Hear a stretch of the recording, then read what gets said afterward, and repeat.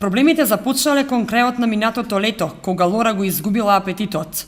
Набрзо се влошила состојбата и девојчето добило силни болки и воспаление во зглобовите на прстите на левото стапало, при што 3 прсти се искривиле.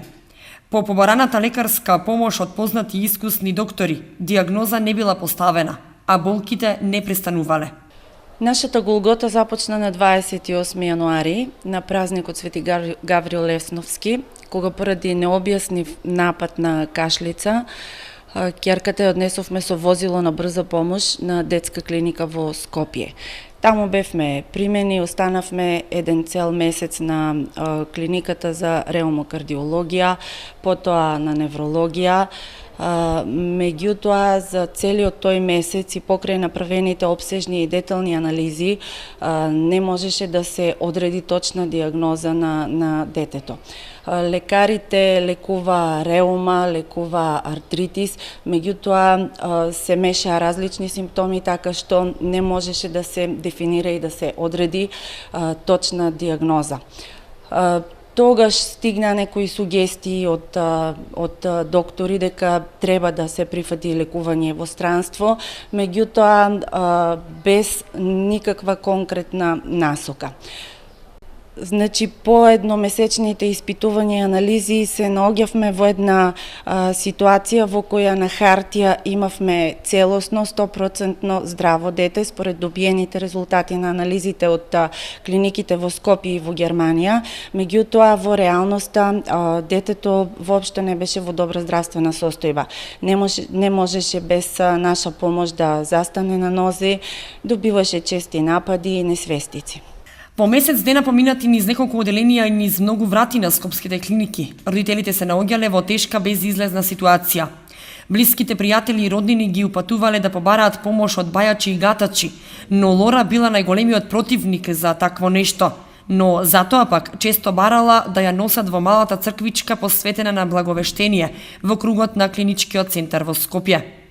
Во таква безизлезна ситуација и по одговорот на лекарите дека направиле се што можеле и дека веќе не е до нив, родителите истакнаа дека докторите несебично се залагаа за девојчето и даваа се од себе да ја помогнат на Лора, но сепак донеле одлука да ја напуштат болницата и да побараат помош од хомеопатската медицина. Но и од тоа резултати немало.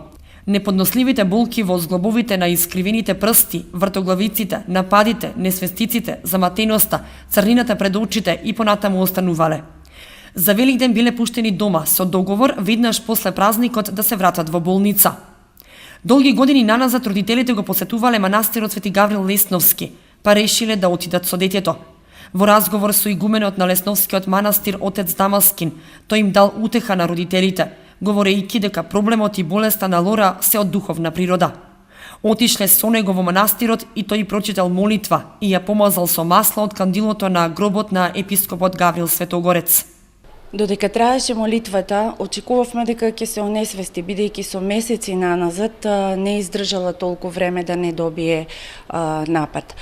Мислев дека таа се држи во некоја многу јака концентрација и дека веднаш по завршувањето на молитвата таа буквално ќе се онесвести.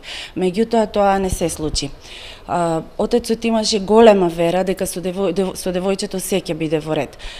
Кога заврши молитвата, ќерка ни се исправи пред нас и ни рече: "Мамо, јас сум иста како порано, повеќе не ве гледам матно, ве гледам исто како порано." Отецот одеше напред, а детето одеше по него. Прв пат после толку месеци без помош од никој. Моментот на вистинското изненадување за нас беше кога таа ни ја покажа ногата. Прстите кои со месеци беа искривени, изгрчени во страшна болка, беа исправени. Болката ја немаше.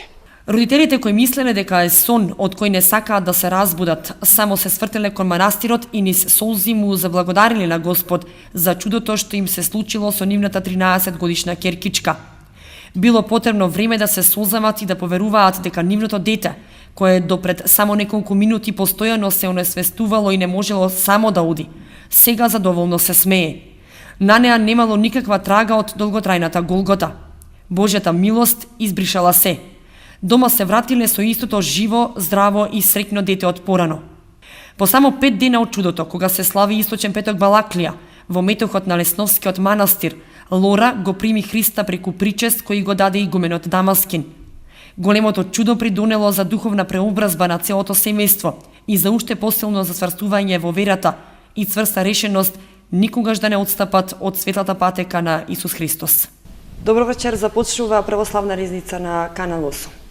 Погледнавте и слушнавте за чудото што на првиот ден од Великден годинава се случи во Лесновскиот манастир. Според сведоштвото на мајката Олга, девојчето Лора цели 6 месеци било во многу лоша состојба. Но по прочитаната молитва и помазувањето од кандилото на светиот епископ Гаврил Светогорец, по промисла и милост Божја, Лора целосно се исцелила.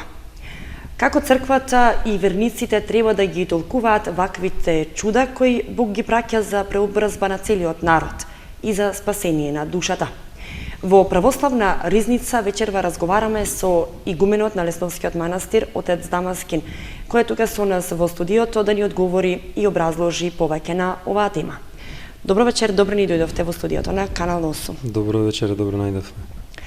Отец Дамаскин, го слушнавме чудото, го слушнавме и сведоштвото на мајката Олга.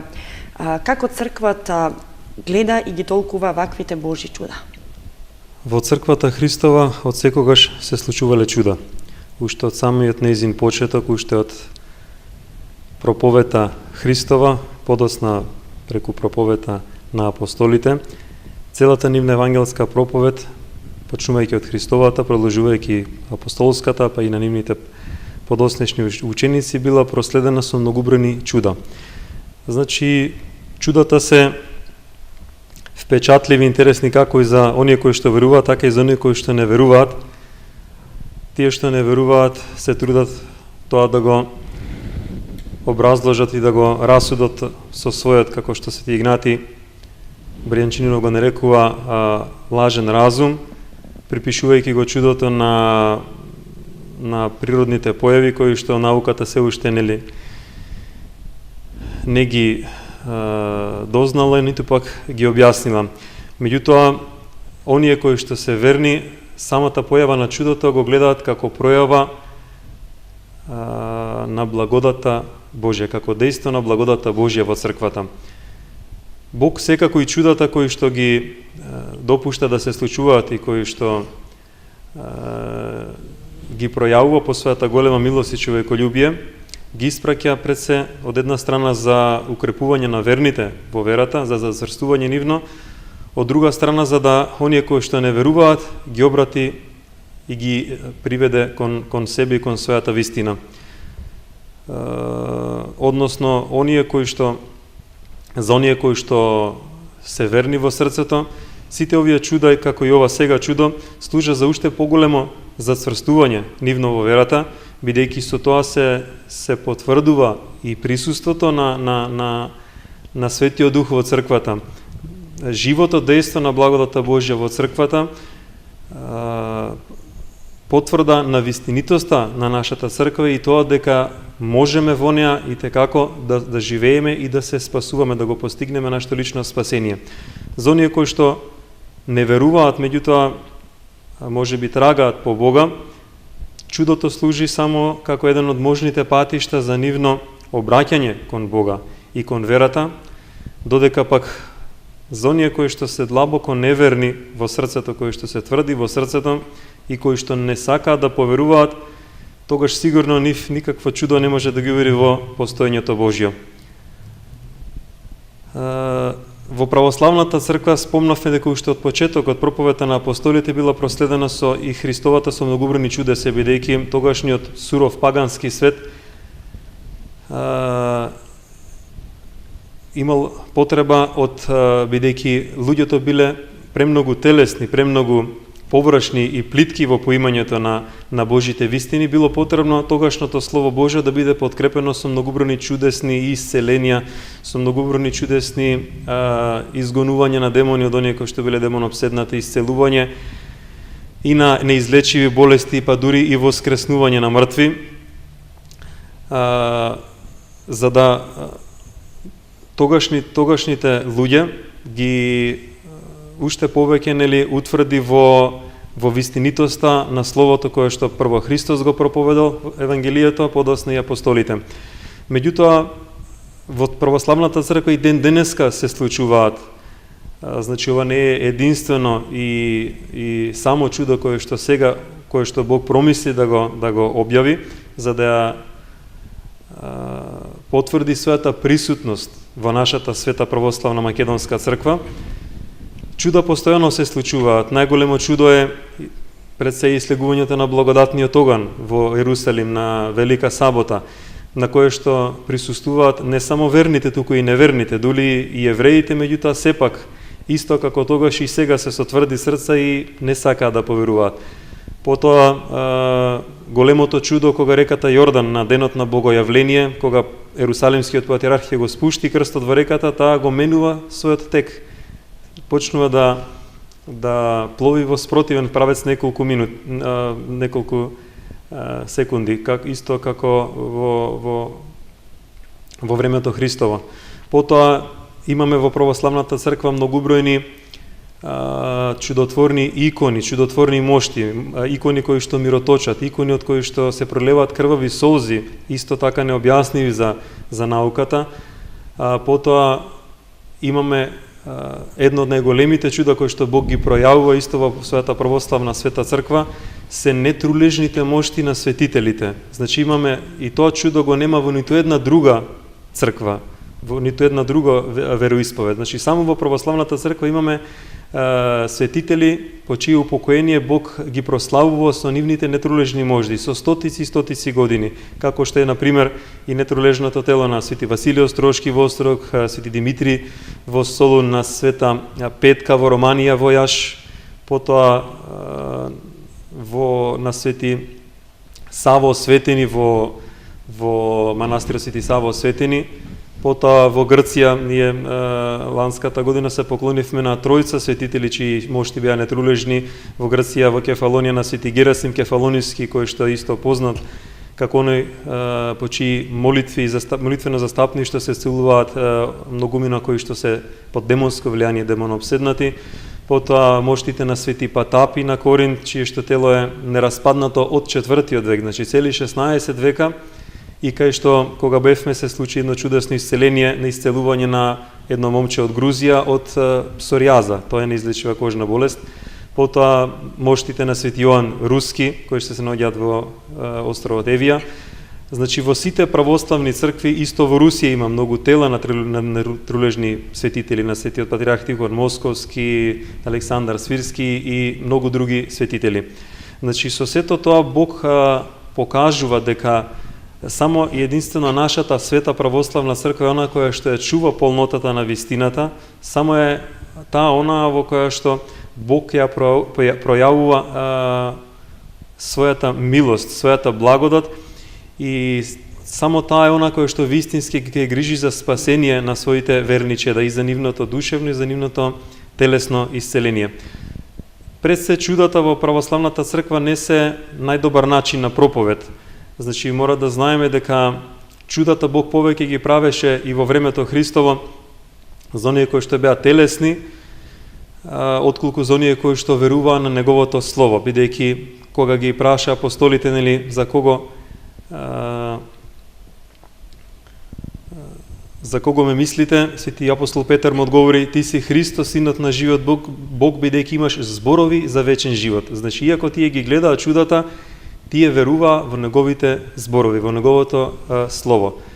Така, ако верата која што се појавува после пројавеното чудо во православната црква, како и ова сега што Бог го објави со чудесното исцеление и брзото исцеление на Лора, ако не е потврдена со понатамошно живење според евангелските заповеди, тогаш самата таа вера со време ослабнува и преминува повеќе во суеверие и тие повторно луѓе продолжуваат со својот живот. Значи кај нив не делува силно тоа чудо ако не продолжат да живеат според Словото Божјо.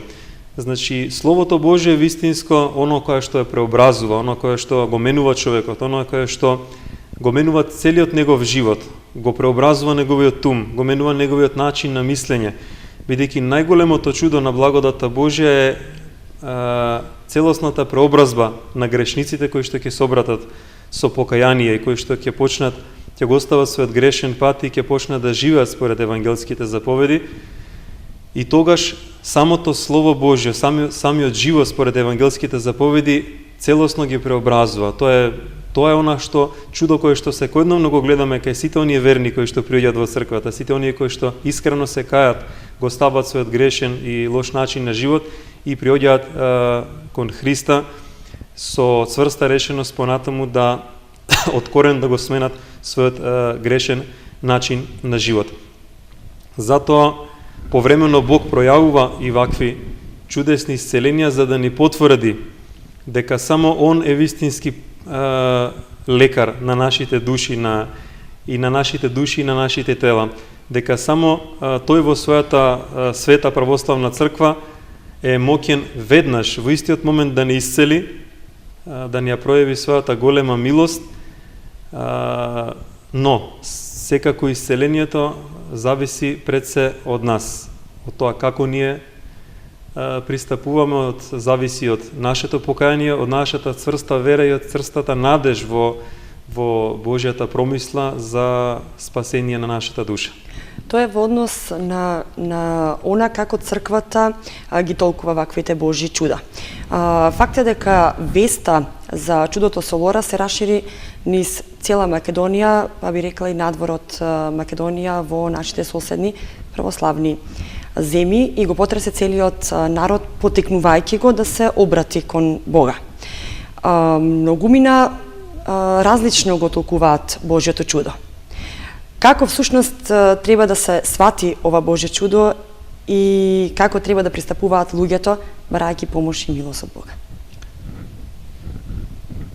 Значи, секое чудо кое што Бог го пројавува по својата прва голема милост и човеколюбие, меѓутоа по својата особена Божја промисла, не само за спасение, точно и за исцеление на тие што врз кои се случило чудото, туку пред се за повеќе за повик и поттик на покаяние. Значи, ова чудо кое што го пројави Бог преку Лора, кое што целосно делуваше не само на преобразба на незините родители кои што сега се многу цврсти и одлучни во исповедањето на верата и во живот, во живеењето според евангелските заповеди, со самото ова чудо Бог не повикува сите. Значи, допушти Лора да достигне го допушти искушението и болеста кај Лора, допушти да се обиде и медицината и лекарите да направат се што е можно, нели, искрено да сакаат да ја помогнат. Меѓутоа да знаат луѓето дека Лора и предходно неколку пати, нели, доваѓаше, значи да ја читаме молитви, бидејќи тие спомна дека постојано доваѓаат во манастирот и го посетуваат барајќи помош. Значи тогаш не се случи чудото, туку Бог го направи тогаш кога сите ги кренаа рацете, кажувајќи, предавајќи ја на волјата Божја. И кога не примаше ниту една терапија. Да, точно. И тоа Бог го допушти за да уште посилно го пројави своето чудо, да потврди дека само во него треба да го бараме спасението, само во него треба да го бараме исцелението и дека тој е моќен. На Бога не му треба време за да ни исцели, на Бога не му треба 2 или 3 или повеќе терапии, како што тоа го нуди лажно ѓаволот преку своите слуги и преку своите лажни исцелители. Значи, луѓето не треба да бараат брзо исцеление, бидејќи брзото исцеление го нуди само лукавиот. Брзото исцеление ние го бараме не за да, често пати за да се обратиме кон Бога, да се покајаме, туку за брзо Бог да не ослободи од болката, да не ослободи од страдањето и искушението, за да продолжиме со својот грешен живот. Бидејќи секако и болестите и искушенијата и неволите кои што Бог ги допушта како последица на нашите гревови, за да не поттикне кон покаяние, за да не одврати од лошиот грешен пат и да не повика во својата света црква. Значи, знаеме ја дека луѓето од мака, кога Бог ќе допушти некое страдање, неволја или болест кај нив или кај нивните ближни, особено кај децата, Сите ја знаат таа тегоба, таа тежина која што ја чувствува целото семејство, нели, барајки помош и барајки исцеление. Меѓутоа, тогаш луѓето честопати се обраќаат кон Бога, затоа и Бог го допуштил искушението, се обраќаат кон Бога, меѓутоа решени некој пат, нели, да поднесат и некакви жртви, се заветуваат на се и се што само за Бог да им помогне да ги исцели. Меѓутоа, некој пат нивните молитви остануваат неуслишени. Зошто е тоа така? Пред се затоа што нашата Бог ни ветил дека ќе ги исполни сите наши прозби кои што ги вели барајте и ќе најдете, чукајте и ќе ви се отвори, нели, каде што се 23 собрани во моје име, таму сум јас. Се што побарате од мојот Отец во моје име ќе ви биде дадено. Но луѓето некој пат кога молитвите им се неуслишени, кога не добиваат брза помош и одговор од Бога, почнуваат да негодуваат, почнуваат да тагуваат, да паѓаат во отчаяние, мислејќи дека Бог не сака да им помогне. Бог секако дека ги слуша сите наши молитви и прозби, меѓутоа не ги исполнува веднаш. Зошто е тоа така? Пред се затоа што Бог многу повеќе не љуби нас како човеколюбив и милостив небесен Отец, многу повеќе отколку што не љубат и нашите телесни родители. За споредба, како што детето на пример упорно некој пат плаче или дури вика и бара од неговите родители нешто што тие му објаснуваат дека е неосновано и дека ќе му биде штетно за него, меѓутоа тоа упорно бара од своите родители да му ја исполнат неговата неразумна желба. Како што тие го одвраќаат детето, така и Бог нас не одвраќа од она што ни е штетно и што не ни е неопходно и корисно за душата. Така и ние некој пат се однесуваме како разгалени деца, не сваќајќи ја смислата поради која што Бог го допуштил искушението или страдањето или болеста, односно ние не бараме нашата волја да биде согласна со волјата Божја. Значи, основната причина поради која што Бог не ги слуша некој пат нашите молитви е тоа што ние не го бараме она што е според волјата Божја. А волја Божја е сите луѓе да дојдат да се спасете, да ја познаат вистината. И токму преку неволите, преку болестите, преку искушенијата и страдањата, Бог не приведува во неговата љубов. Тогаш не одвраќа одврзаноста за земјата, одврзаноста за прекумерните телесни грижи, ја смирува нашата гордост, ги смирува и ги исцелува нашите страсти. Не одвраќа од лошиот пат, некој пат го допушта искушението и страдањето и болеста за да не спречи да направиме нешто лошо, да сгрешиме, меѓутоа ние сето тоа не го гледаме.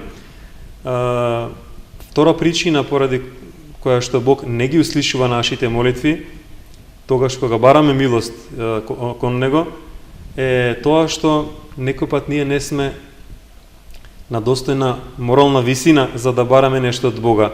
Значи, ние сме заборавиле на постот, сме заборавиле на молитвата, сме заборавиле на светата литургија, на причеста, сме заборавиле на борбата со гревот и со страстите. Значи, сме се предале на разуздан и гревовен живот, предавајќи се и на чревоугодие, предавајќи се и на гордост, и на суета, и на славолюбие, и на сребролюбие, бидејќи сребролюбието подразбира и создавањето на идол и од некој пат и од стомакот, и од облеката, и од модата, и од суетните забави, задоволства, од страстите.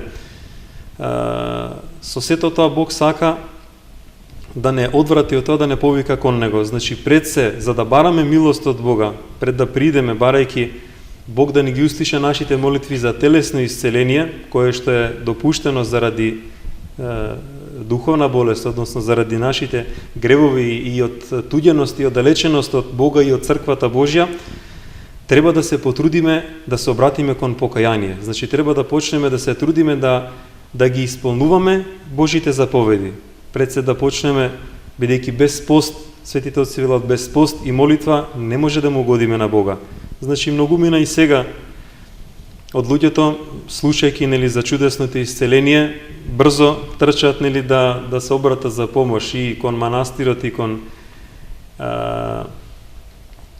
и кон светителот, меѓутоа пред да се обратат треба да знаат, бидејќи повеќето од оние што доаѓаат барајќи помош, кога ќе им кажеме да размислат за својот живот, за своите гревовни застранување од законот Божи, за својот немир душевен, за своите домашни кавги, за својот живот надвор од верата. Тогаш тие длабоко се замислуваат и ги наведнуваат главите и сваќаат дека не се уште подготвени да барат. Не го поправиле својот живот, за да вистински очекуваат дека Бог веднаш ќе им ги услиша молитвите, бидејќи Бог бара од нас пред се покаяние. Ако нема покаяние, тогаш нема да има ни исцеление, бидејќи Бог ја допуштил болеста, ја допуштил страдањето, за да ние се оттргнеме од лошиот пат. Значи, денеска толку светот стана суров, толку луѓето стана отуѓени едни од други. Пред се во самите семејства, луѓето, сопружниците стана отуѓени еден од друг, нели? Се повеќе раширен гревот на прељубата, гревот на невоздржувањето дури и во самиот брак помеѓу сопружниците, нели, бидејќи не го почитуваат ни постот ни повременото воздржување, нели, од брачните односи во текот на постот. Потоа разузданоста на младината, децата денеска за жал уште од најмалата возраст, од речиси од можеби од 12 годишна возраст, нели, се предаваат на телесни страсти и го сквернуваат и го уништуваат уште во младоста, пред да станат полнолетни, тие веќе се толку огрубени, толку осквернети телесно духовно, што подосна не се подготвени да стапат во брак, подосна не се подготвени да формира семејство.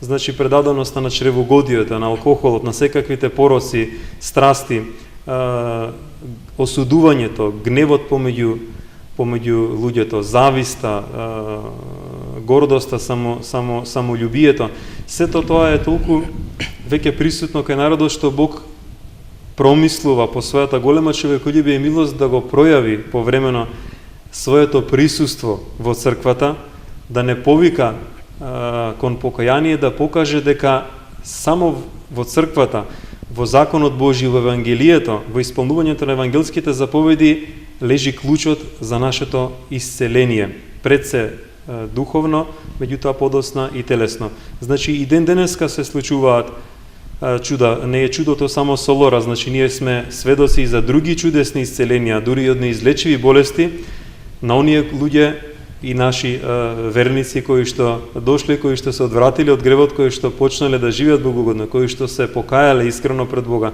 кои што се исповедале и редовно се исповедуваат, кои што почнуваат да постат, да се молат, да се причестуваат редовно, и има и некои други чудесни кои што се запишени исцеленија на таквите луѓе, па дури и од рак и од други тешки болести. болести. Так. Да.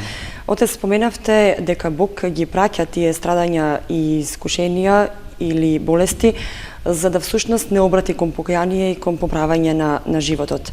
Односно, дали тоа значи дека не го штеди телото, за да ја спаси душата. И всушност, која е смислата на таквите страдања и болести кои ги испраќа Бог во христијанскиот живот и каков треба да биде нашиот вистински однос кон нив? Значи, денеска сме заборавили дека проповедта за Евангелието Божјо значи проповед за воскресението и проповед за живот вечен. Бог ни го дал овој живот за да не подготви за вечноста, да не подготви да се вратиме вистински во небесната татковина. Само еден живот ни е даден овој во кој што ние треба да се подготвиме со покаяние, со борба против гревот, против страстите и против паднатиот наш разум, со помош на светите тајни и благодатните свети тајни кои што тој ни ги оставил во својата света православна црква. Значи, честопати луѓето денеска тоа не го разбираат и сметаат, односно веруваат дека Бог ни ветил блаженство во овој живот. Бог ни рече дека кој сака да живее побожно ќе биде гонет, нели? Преку многу маки и неволји треба да стасете до Царството Божјо. Неволите и маките и болестите и страдањата кои што Бог ни ги допушта во овој живот се многу потребни заради очистување на душата, бидејќи Бог преку нив не кали како злато преку огин.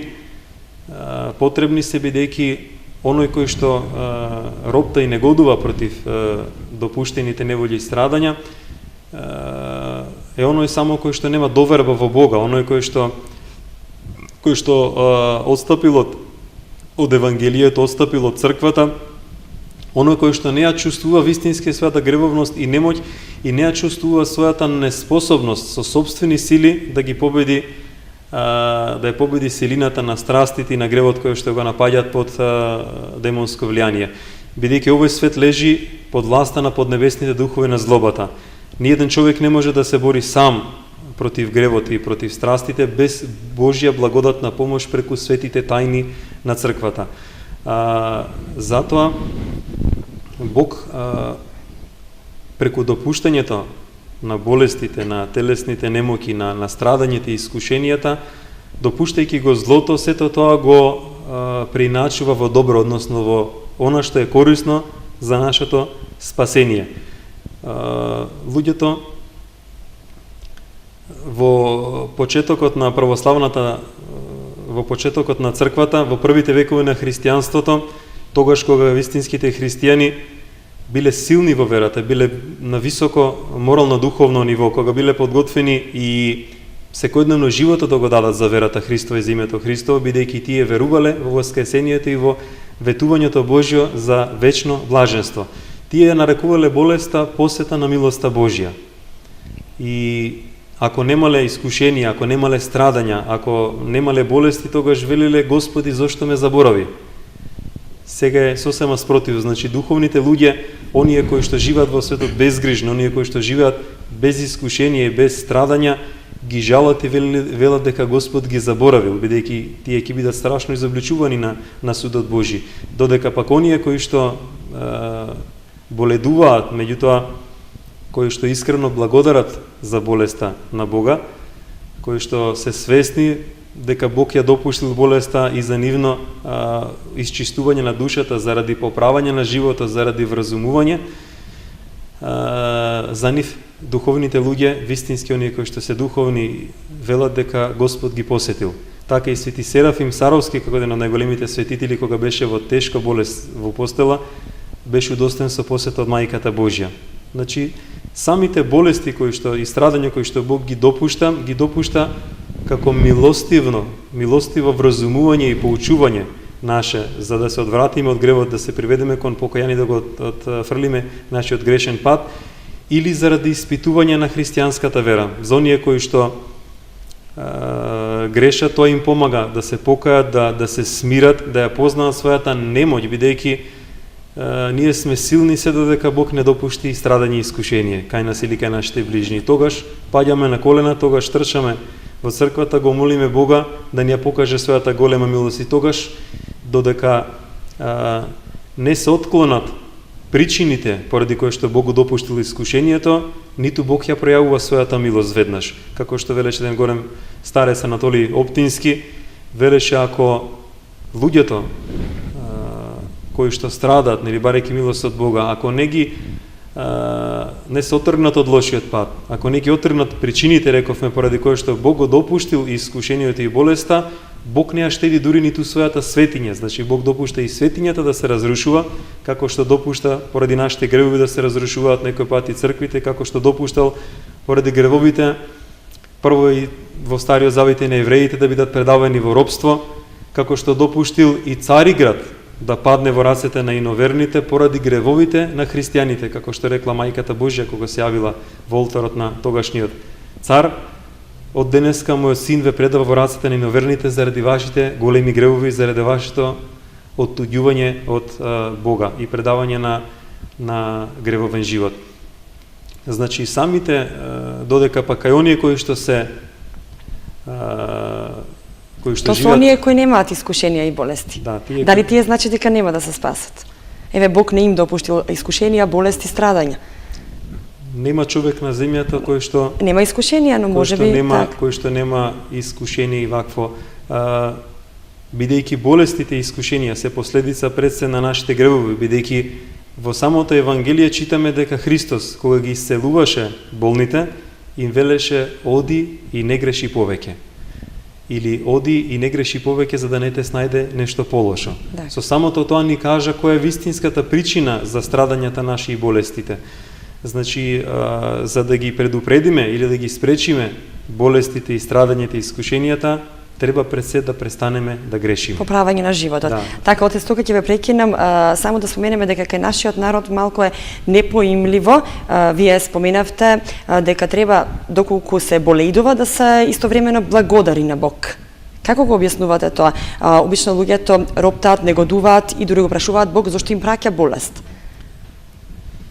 Да, па јас ќе споменам пред да го објаснам дека во издавачката дејност од нашиот манастир веќе издадовме, една од првите книги кои што издадовме е зборник за болеста и за исцелението во православното предание. Значи зборник на поуки од светите отци за која е смислата на страдањето во нашиот живот. Тоа е ова книга тука која што се вика Христос, нашиот небесен лекар.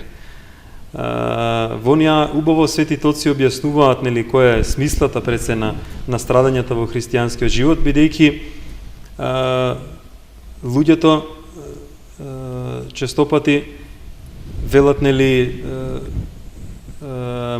ми се случи несреќа, ми се случи трагичен случај, нели бидејќи самодоволноста или затапеноста во материјалниот живот ја сметаат за некаква среќа. Значи нашата среќа е во Христа, нашата среќа е во познавањето на патот Божи, бидејќи рековме Бог ни го дал овој живот за да го достигнеме, да се подготвиме за вечниот живот, а тука се подготвуваме преку поднесувањето, благодушното и благодарното поднесувањето на неволите и страдањата, бидејќи светите отци велат дека оној кој што му благодари на Бога, оној кој што му благодари на Бога во болести и во страдањето, е поголем од оној кој што води пустински живот и оној кој што го дава животот за Христа од маченичкиот повик, бидејќи најтешко да му благодариме Бога кога сме во болести, кога сме во страдања. Меѓутоа, во трпењето на болеста, кога ќе сватиме нели зошто треба да ја трпиме болеста, кога ќе сваќаме дека сето тоа е последица на нашиот небогогоден живот, дека Бог преку тоа ни помага ние да ја познаеме вистински својата слаба природа, да ја познаеме својата гревовност, нели да се смириме, да ја смириме гордоста, да ја смириме самолюбието, бидејќи светите отци велат ако не се болестите и страдањата, телесната немоќ, повремените искушенија или неволи, гордоста човечка би можела да достигне до големи висини. А знаеме дека гордоста е мајка на сите гревови, бидејќи поради гордоста и самиот Сатан отпадна од небото.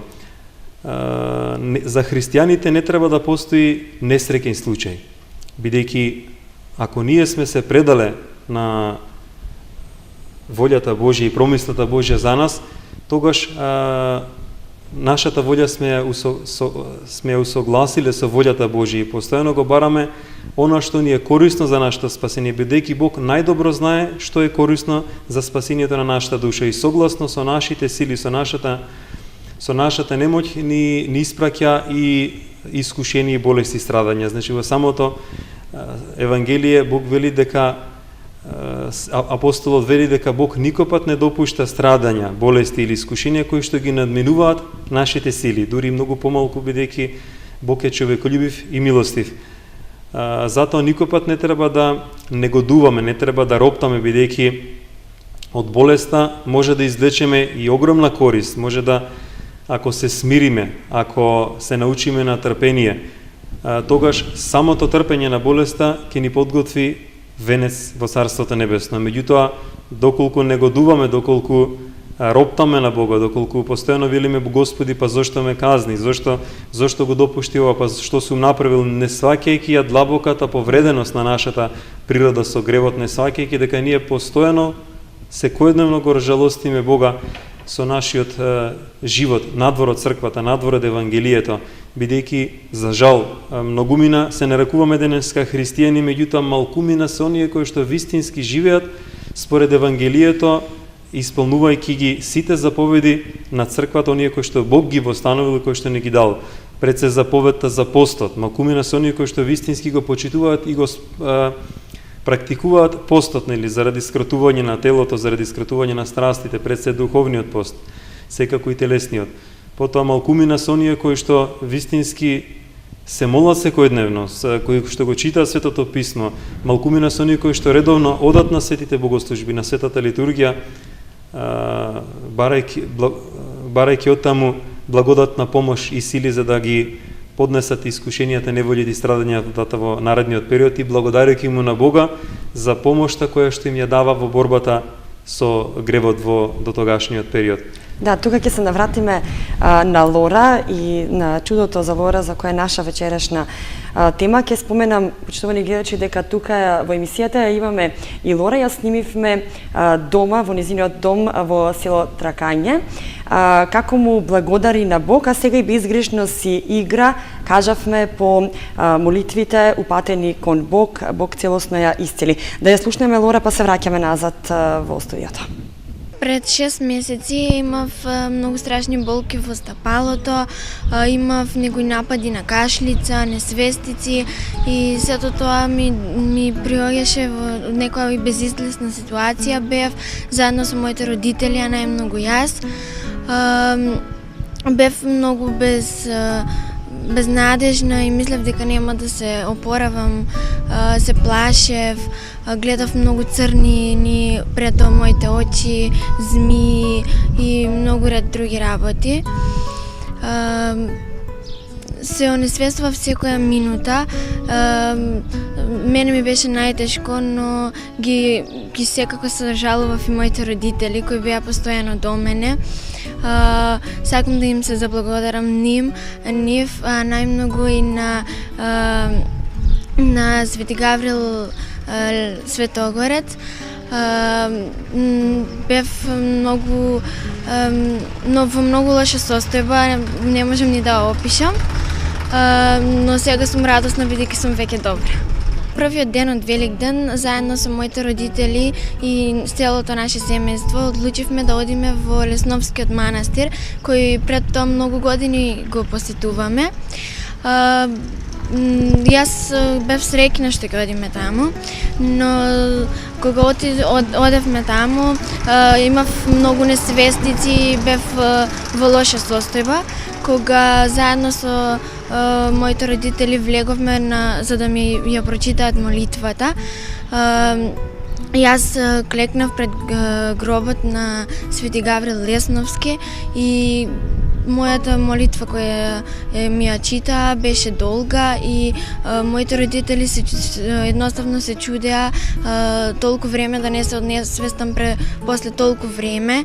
И по молитвата јас осетив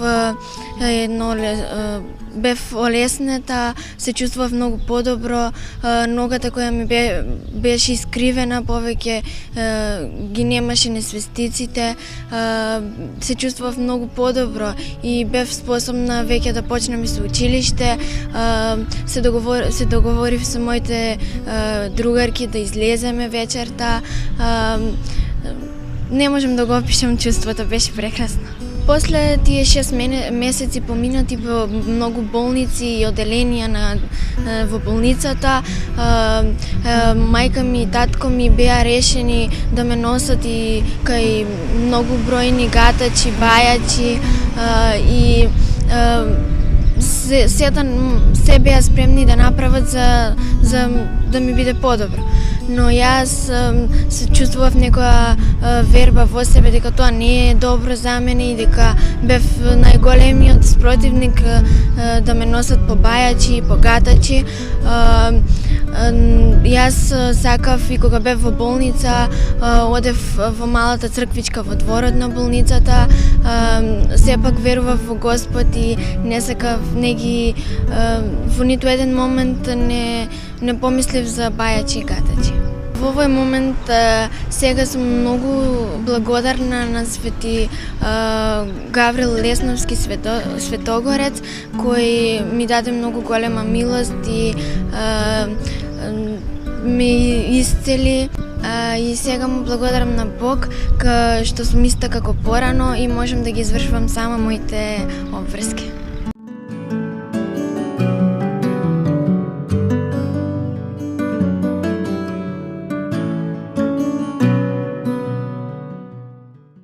Да се враќаме назад во студиото. Ја следите Православна ризница на Канал 8, почитувани гледачи. Ја слушнавте Лора. Зборуваме вечерва со игуменот на Лесновскиот манастир, отец Дамаскин, токму за чудото кое на Великден се случи со Лора, односно доби целосно исцеление по Божја промисла. Отец Дамаскин, ја слушнавме и Лора како му благодари на Бог, а ја слушнавме и тоа дека токму таа била противник за одење кај тие бајачи, гатачи и сите лажни исцелители, кои навидом изгледаат вака добри и можат да исцелат некоја болест, но не е така. Како вие ќе кажете на тоа и дали треба луѓето да бараат помош кај таквите бајачи и гатачи?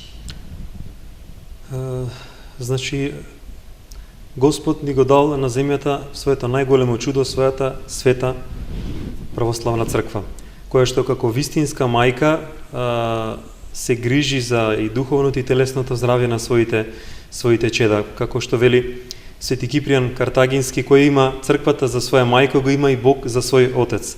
Значи црквата како вистинска мајка многу жали и тагува кога незините верни чеда ќе бараат помош надвор од неа, кај оние кои што се непријатели Божи, кај оние кои што се одрекле од Бога, од Евангелието, од црквата и стапиле во сојуз со демоните, им ја поклониле нивната доверба и затоа демоните преку нив имаат власт и моги да делуваат, погубувајќи што повеќе човечки души.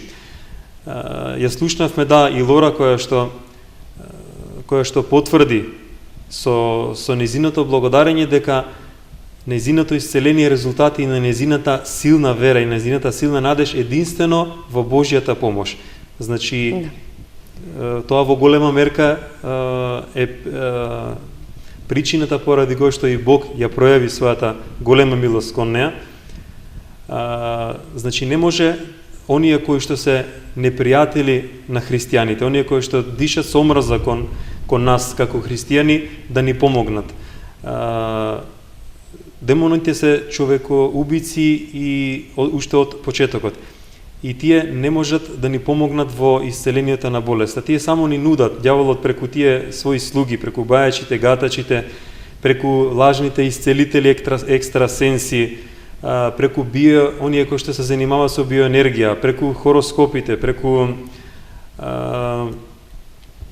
секаквите видови на црни, бели, магови, ни нуди само брзо исцеление, лажно.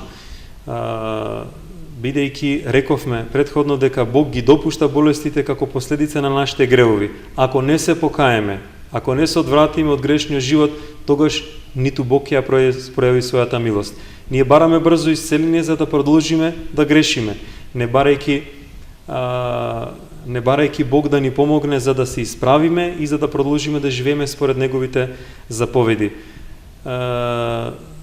Демоните преку тие луѓе не може да ни помогнат и не може да ни исцелат. Значи тие нивна цел е да погубат што повеќе човечки души. Нивна цел е да ги одвратат луѓето од спасоносниот пат кој што води кон Царството Божјо.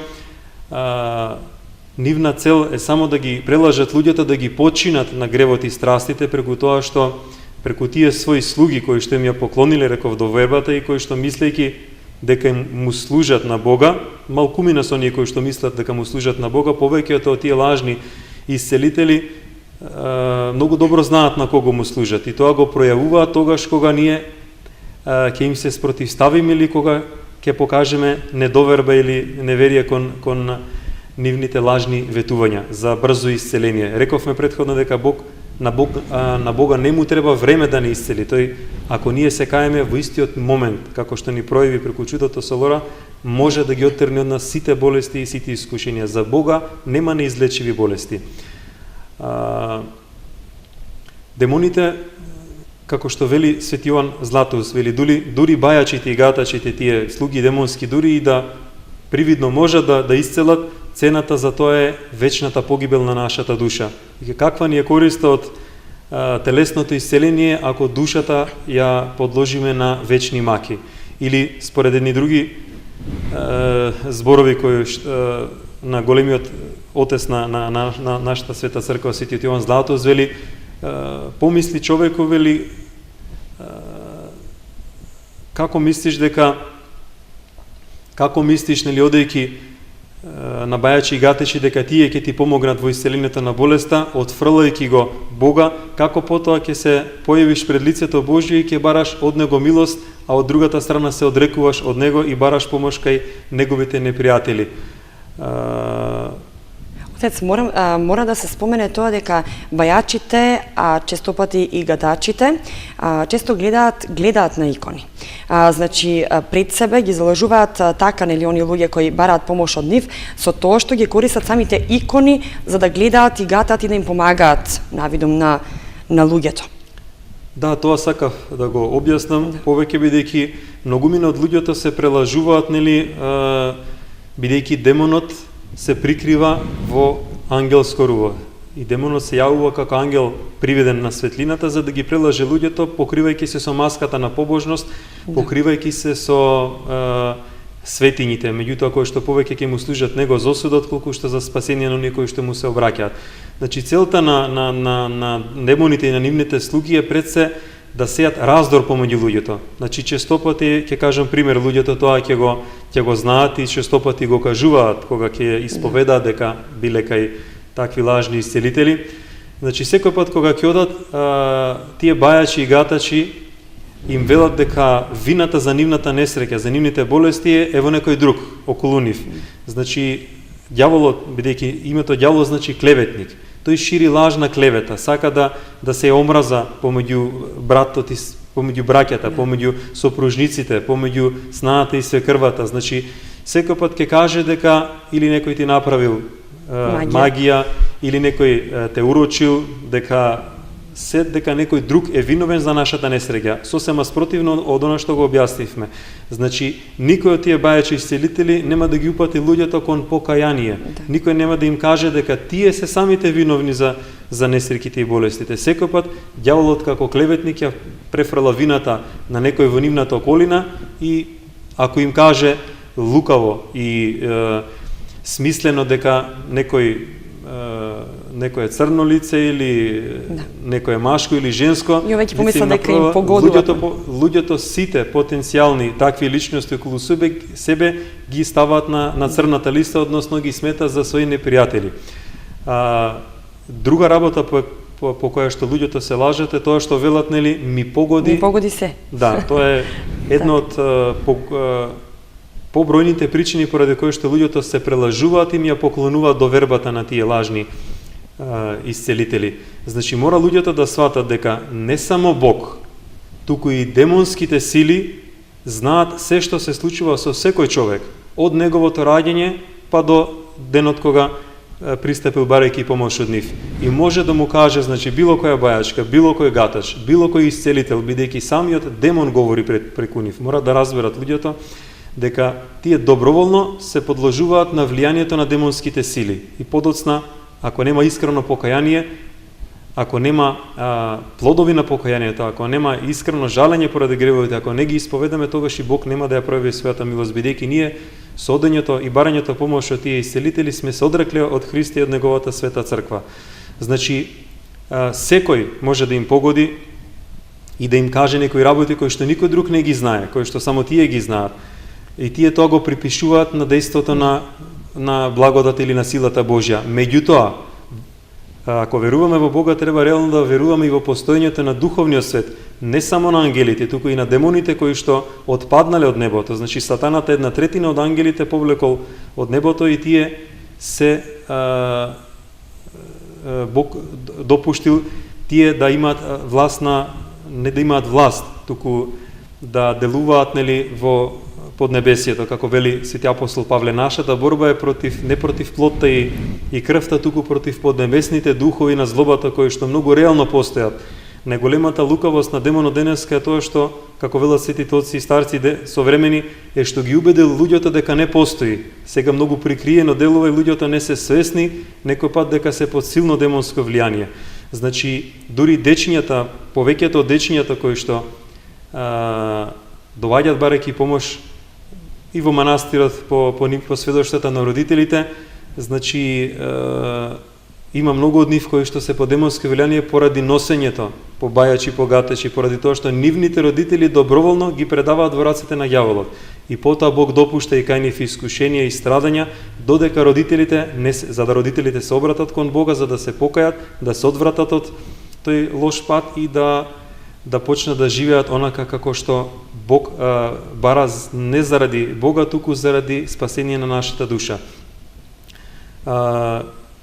Друга причина е тоа што тие се лажат, бидејќи гледаат кај нив икони, гледаат крстови, гледаат секакви светињи, тие ги лажат, дури ги упатуваат да одат и во црквата да палат свеќи, да принесуваат некакви жртви, да носат јагниња, да носат секакви дарови, па дури и да се причестуваат. Меѓутоа причеста на тие луѓе кои што бајачите ги испратили ќе им биде многу повеќе за осуда отколку за спасение на душата, бидејќи потребно е претходно да се исповедат, рековме да се подготват. Така да светите отци велат, дури и целиот тој бајач и исцелител или лажен исцелител да се нареди себе си со крстеви, дури да се окружи со илјадници икони, од тоа демонот не се плаши.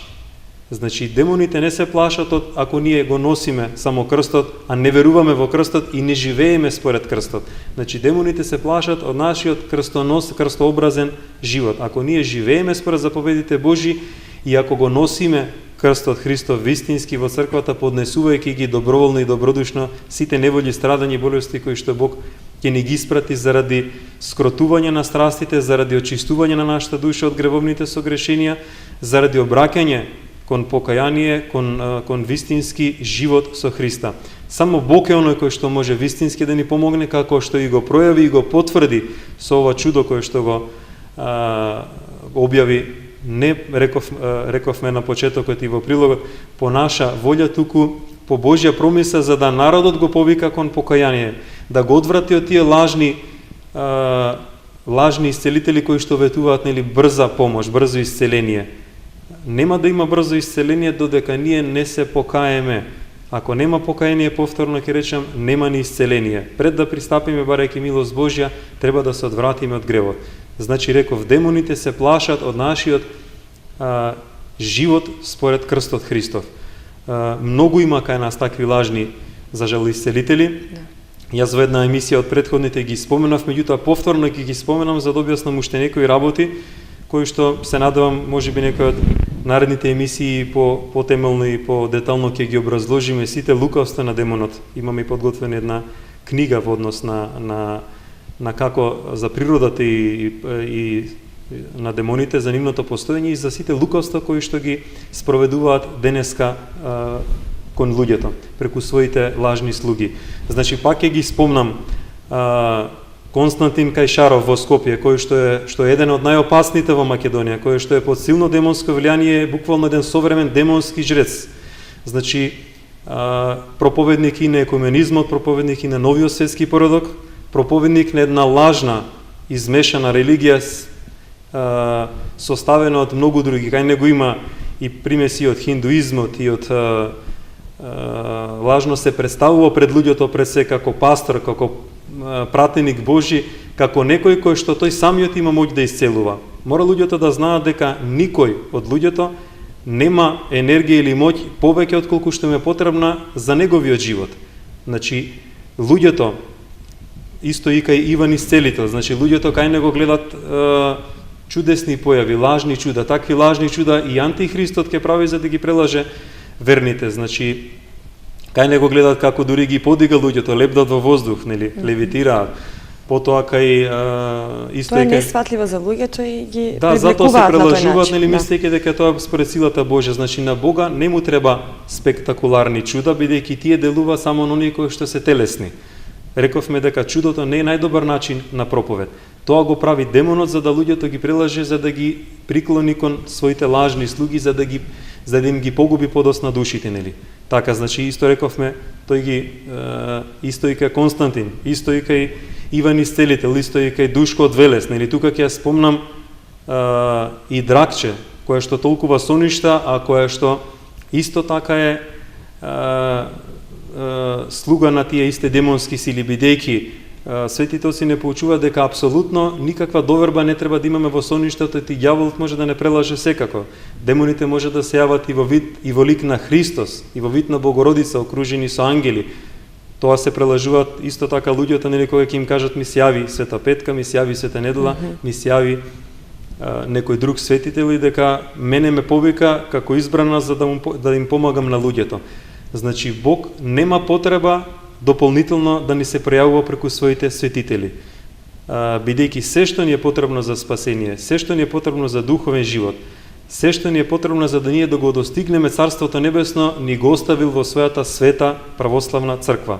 Нема потреба никаде настрана од неа да бараме помош и спасение, бидејќи одејќи барајќи помош кај овие лажни исцелители, спомнав лепдењето на луѓето во воздух. Значи демоните по Божјо допуштение се способни, нели така, и сите предмети околу нас, нели, да ги подигнат, да левитираат, да летаат и чаши, да летаат и столици, нели, како што има случаи кај некои куки во кои што има силно демонско влијание, па луѓето се збунети. Сето тоа може да го прават, но по допуштение Божјо, заради отпадништвото на луѓето, значи заради одрекувањето од Христа и заради поклонувањето на доверба на демоните. Ние, ако не доброволно се согласиме со нивните лажни ветувања, ниту демоните не можат да влијаат врз нас. Значи и кај Константин, и кај Иван, и кај сите тие други, и кај Душко од Велес, кај спомнав кај секаквите други исцелители, и бајачи, и гатачи, и секакви екстрасенси, и биоенергетичари, и оние кои што се занимаваат со хоросов, со пререкување на судбината, бидејќи ако ние, христијанинот кој што се предал целосно на промислата Божја за него, нема потреба да ја знае и днината. Тој целосно својата волја усогласил со волјата Божја, бидејќи верува, има цврста надеж дека Бог најдобро знае што е корисно за него и за спасението на неговата душа. Значи, одејќи и барајќи помош кај таквите бајачи, гатачи, исцелители, екстрасенси, биоенергетичари и секакви други магови, црни и бели, ние се одрекуваме од Христа, се одрекуваме од неговата црква, ја отфрламе неговата благодатна помош, правиме тежок грев, кој што е потребно да се исповеда, кој што е потребно да принесеме искрено покаяние. Со тоа ние плукаме на раните Христови, плукаме на крстот Христов, плукаме на неговата црква, на неговите рани кои што ги поднесе за нас на крстот. Се одрекуваме од него и од неговата света црква, и Бог по наша слободна волја не допушта под власта на демонските сили, додека не принесеме покаяние. Значи, да внимаваат луѓето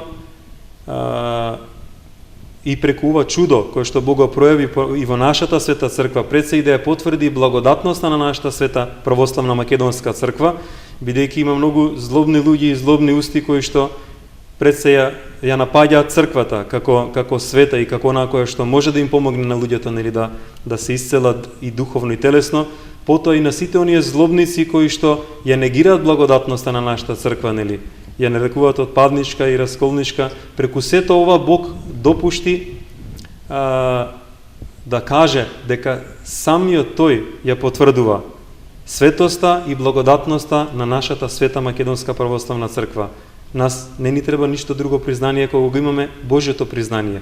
Божјото признание и Божјата пројава на неговата благодат во нашата света црква, потврдата за присутноста на Светиот Дух во нашата света црква, бидејќи и самите демонски сили сведочат за благодатноста на нашата света црква по многобрујните исцеленија кои што се случуваат кај оние кои што се под демонско влијание. Отец, за бајачите, гатачите и за лажните исцелители, сами кажавте дека може многу да се зборува. Би одвоиле посебна емисија за да ги објасниме нели демонските сили преку ваквите лажни исцелители. Значи, само да резимираме дека помошта и милоста треба да бараме само кај Бога.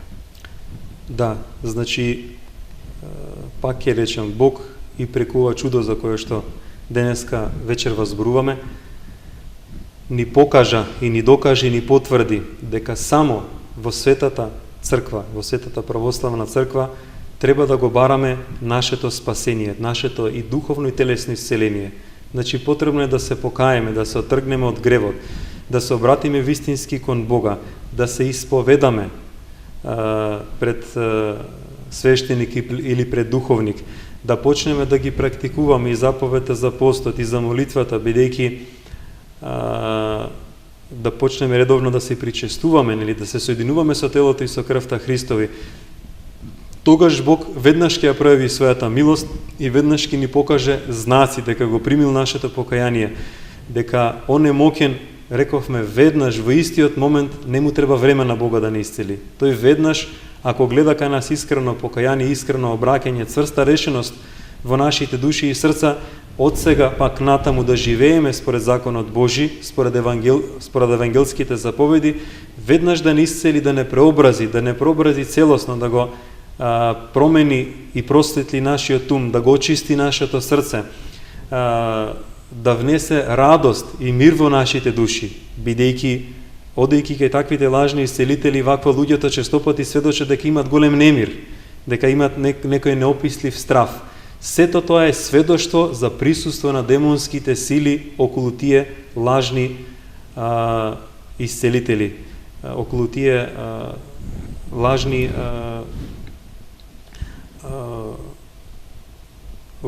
слуги на демоните кои што ветуваат дека ќе им помогнат. Пак луѓето одат кај еден, кај друг, пак им рекоа дојди еднаш, два пати, три пати, па самите демони си подигруваат, ќе спомнам уште со луѓето, бидејќи тие самите го потикнале искушението и неволјата и ги потикнуваат луѓето да бараат помош кај нивните слуги. Кога луѓето ќе се обратат кај тие бајачи и гатачи, демоните привидно се повлекуваат и создаваат привид кај луѓето дека нив им е подобро. Немаат тежината, немаат го искушението, за да тие луѓе ја поклонат довербата на тие лажни исцелители.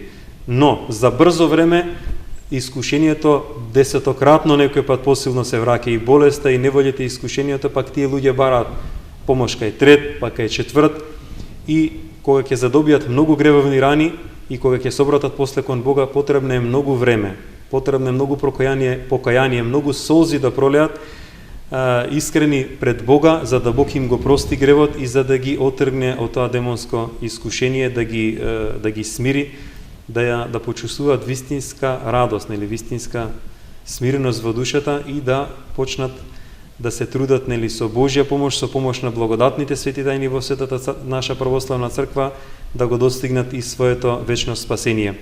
Во однос на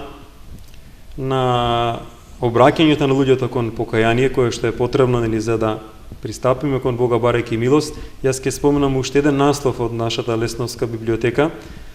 Тоа е книгата Господи, очисти ги моите гревови, практичен приречник за покаяние и исповед. Тоа е краток приречник со зборник на поуки од светите отци и од современите старци, кој што досега на сите кои што ја прочитале многу им помогнал да се осознаат себе си, да се пронедат себе си на патот кон Бога, на патот кон покајанието, да сватат, нели, колку многу секојдневно грешиме пред Бога, да сватиме и да познаеме што се грешиме против законот Божи, против заповеди, против евангелските заповеди. Отец, јас ќе се заблагодарам за учеството во емисијата. Има уште многу што да се зборува, кажавме дека ќе одвоиме и посебна емисија токму за лажните исцелители. Ви благодарам уште еднаш, се надевам понатаму ќе соработуваме. Ви благодарам и на вас. Почитувани гледачи, тука ја завршуваме православна ризница. Разговаравме со игуменот на Лесновскиот манастир, отец Дамаскин. Го споменавме чудото кое неодамна, би рекла на Великден, се случи во Лесновскиот манастир, а тоа е исцеление на девојчето Лора. Се гледаме следната емисија, кога ќе го очекуваме наш гостин да биде владиката Иларион. Ви благодариме за вниманието. Довидување.